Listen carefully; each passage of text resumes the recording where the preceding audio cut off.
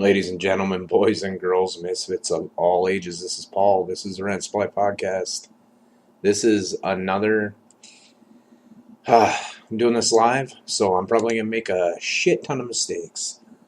Gladly, I clicked explicit because I plan on cursing a lot. Looking at the May 11th Q posts, that SpaceX explosion blew up one of Facebook's most ambitious projects.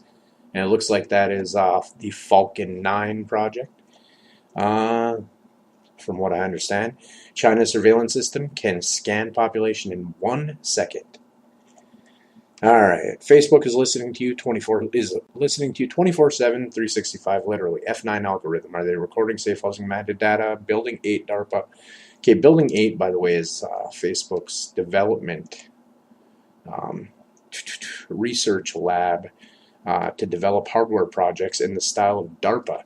Now, if you check out Lionel Nation, Lionel is fantastic. Lionel is hilarious. He's well informed. He's sharp. He's witty. He's just a funny motherfucker. I mean, what can you say? He's great. He will explain to you how Facebook went online the same day in 2004 that LifeLog, which was a spying program developed by DARPA, went offline. The implication there being that they are in fact the same thing. But of course they are. It's not surprising at all in that, Anyway, we'll go back to a few different things here.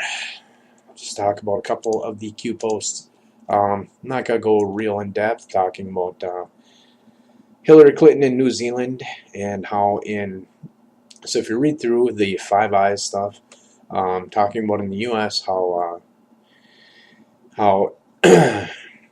when there's surveillance, it's logged, it's flagged, it's recorded. But in New Zealand, when spying on the U.S., there's no logs, no flags, no records. So spying on persons in the U.S. while in New Zealand is it's like watching through a one-way glass mirror. It's there's no recourse there. So why would you have the Hillmeister in New Zealand? Well, that's a possible reason. Not saying that is the correct one, but it's a potential reason. Goes to a picture in Marina Bay Sands in Singapore and says, "Is this the Sky event?" Well, I don't know. It says, by the way, at the bottom, note that the pictures we post are all originals. Think about what that means. I think it means that it's just letting everyone know that that surveillance is everywhere. It is so embedded in this world and in our society that it's almost impossible to get away from. And that being the case, I think we have to be very,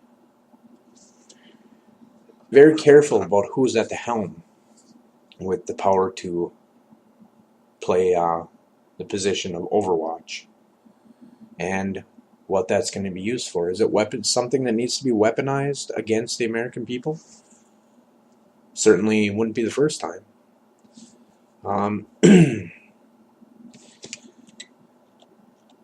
Okay, so we've got QAnon post 1332 says rank and file DOJ, FBI, CIA, state, G2 collect SIS good, not forgotten, overcome Q, and I take that to be just an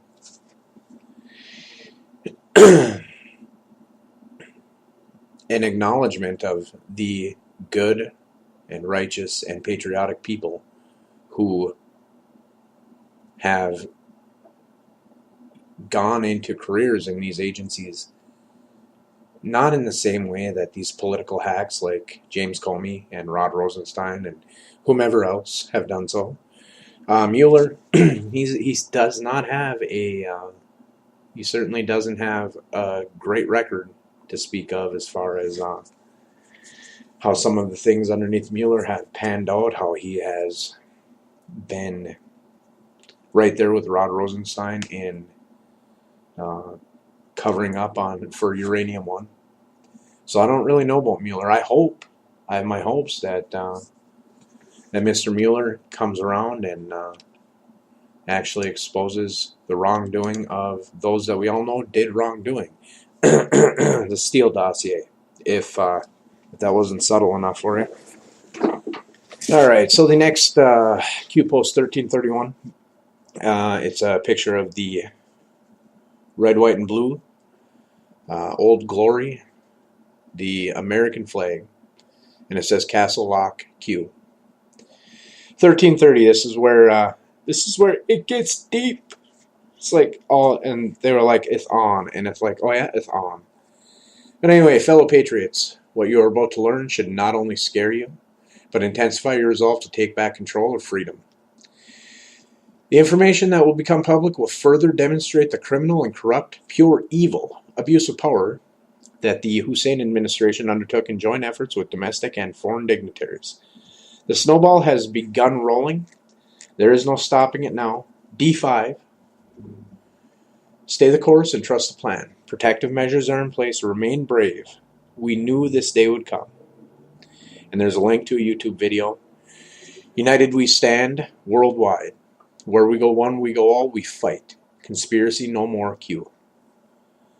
Now this video, I've seen this video before, and it's one of Trump's speeches just before the election. And it is so inspirational. Like when you, if you get the chance, go on YouTube. And the title of this video is "This Video Will Get Donald Trump Elected." It's by Barakonde Mangfald, published October 24th, 2016. And I, just as a pure fan of this video, I extend my deepest gratitude to Mr. or Ms. Mangfald, because this speech, now it's got some controversial portions as far as what the video itself is depicting. Not that they're wrong in any way, they're just controversial.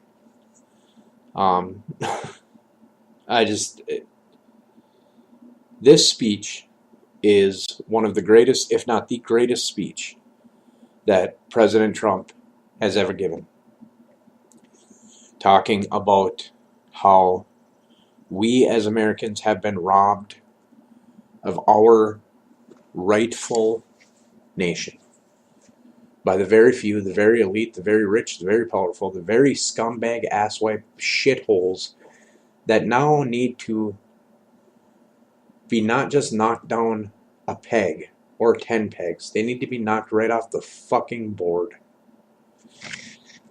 Because we've fallen into a trap by the mainstream media. Go ahead and turn on MSNBC and watch that windbag Rachel Maddow try to continue to attempt to fan the flames of war with Russia. That is just such a terrible, shitty idea. I can't even explain it.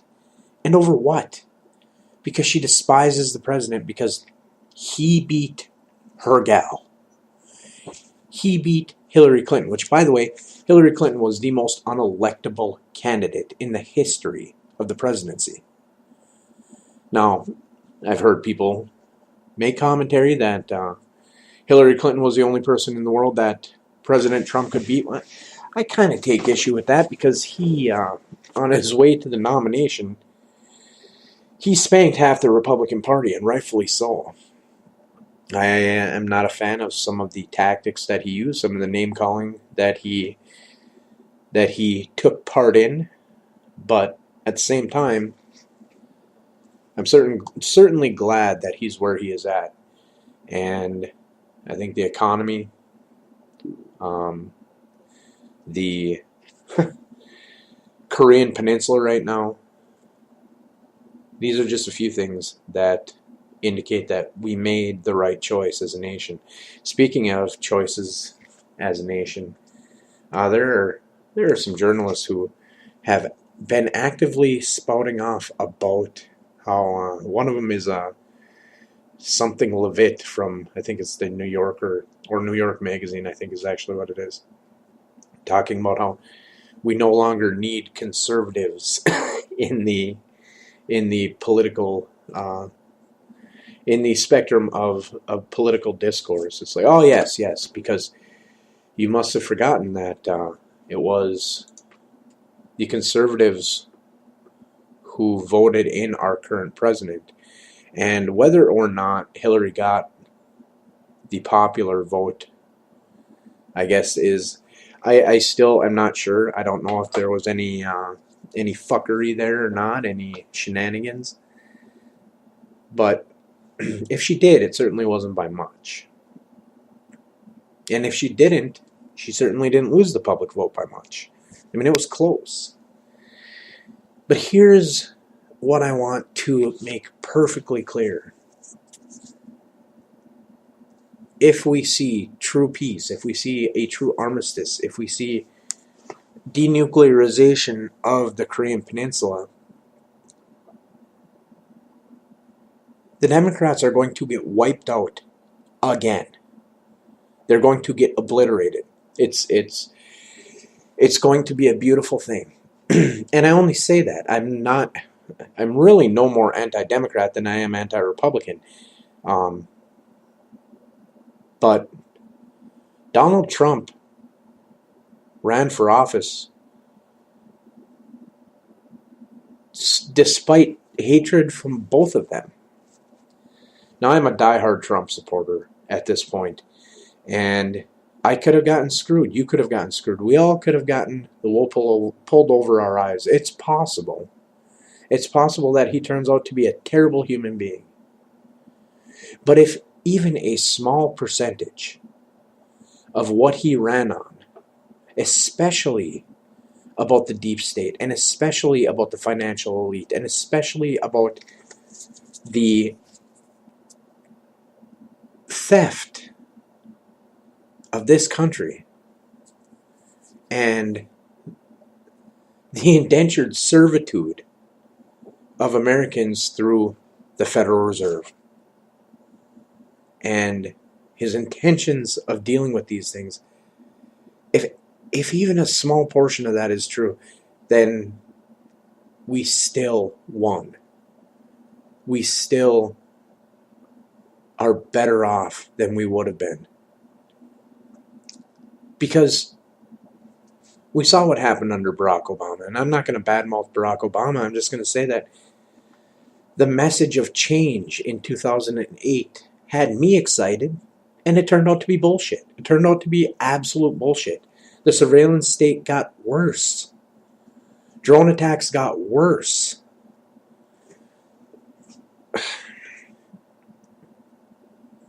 Barack Obama has,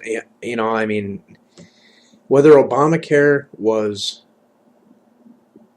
a morally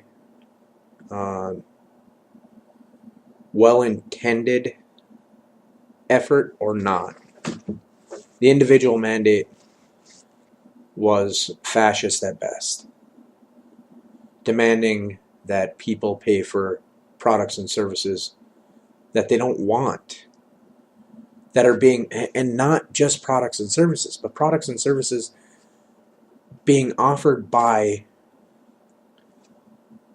private corporations, private institutions. And this is not, we're not talking about a national healthcare system that is single payer or, universal in any way, shape, or form. It's a fucking pyramid scheme. If you can't afford it, don't worry. We'll just charge those who can more money so that you're covered, so that in the long run, the health insurers get their money, because that was the bottom line. It was a gift to the health insurance corporations. If that was not the case, then the premiums would not have skyrocketed. They would not have been allowed to skyrocket. There would have been protections in place. There would have been penalties placed on these corporations had they gone crazy like they did. The costs of medical procedures and medical, who misses the